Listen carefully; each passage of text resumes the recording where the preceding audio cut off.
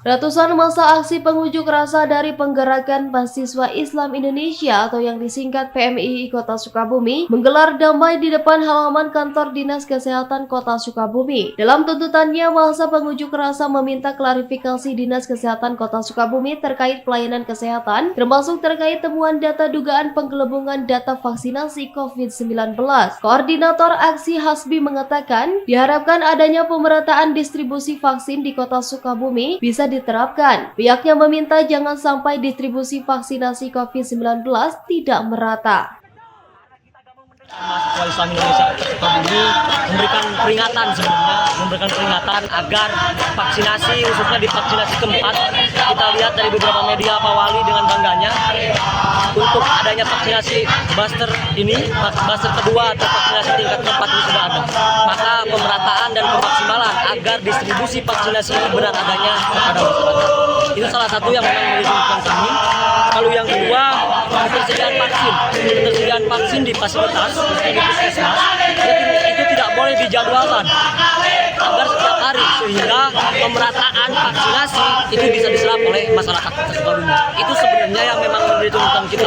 Kita hanya sebatas memberikan warning kepada Dinas Kesehatan khususnya. Sementara itu, Kepala Bidang P2P pada Dinas Kesehatan Kota Sukabumi Wita Darmawanti mengatakan pihaknya mengaku sangat mendukung sekali langkah mahasiswa yang melakukan unjuk rasa damai tersebut karena merupakan suatu bentuk kontrol sosial terhadap pelayanan kepada masyarakat. Perihal vaksinasi, dirinya menyebutkan bahwa berdasarkan data yang ada pada Dinas Kesehatan Kota Sukabumi memang tidak terdapat masalah yang terjadi terhadap pelayanan vaksinasi di Kota Sukabumi. Namun demikian, pihaknya menerima kritik dan saran mahasiswa untuk menjadi bahan evaluasi terhadap pelayanan masyarakat ke depannya nanti.